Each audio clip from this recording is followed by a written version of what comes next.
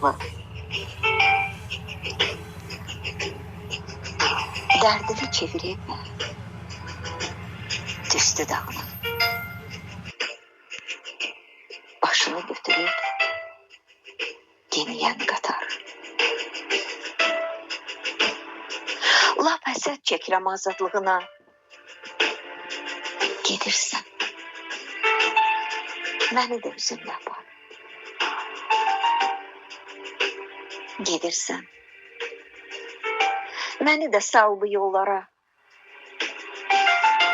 Gözəl arzuların olmasın sonu.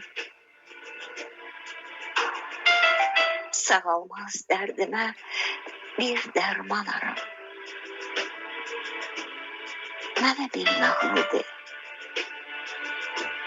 yollar uzunu. Sənə ümid edib pənah gətirən, sonra yol yoldaşın olanlar nə çox. Qarşılayan kimdir? Kimdir ötürən? Gövrəlib gözləri dolanlar nə çox. Kimisi yoldaşlı, kimisi yalqız. Kimisi yarından ayrılıb gedir. Küləkli perronda təhqə dayanan qız kim bilir, həsrətlə kimə əlidir. Bir vaxt sevən kəslər, sevilən kəslər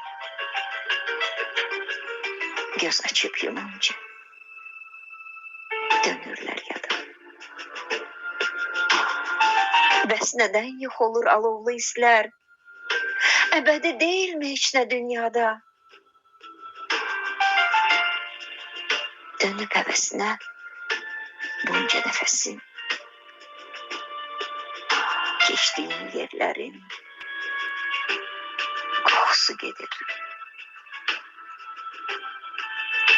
Sığınıb köksünə dəmir qəfəsin, gözlərin qarışan yuxusu gedir. Yorub tükədirmi səni bu səfər? Nəyin peşindəsən illərdən bəri?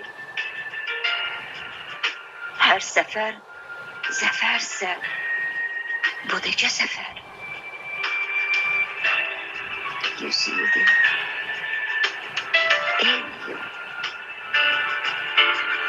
irəli, geri. İzindir dərdimlə qoşulum sənə. Dərdə dərman gəzən axtarsa tapar. Ümid olmayanda ümid var yenə. Hardasın?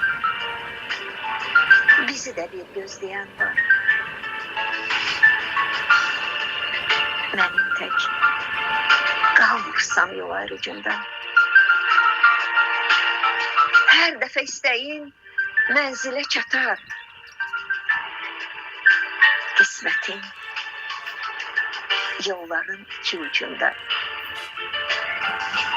Bəxtinin ardınca üştüyən qatar.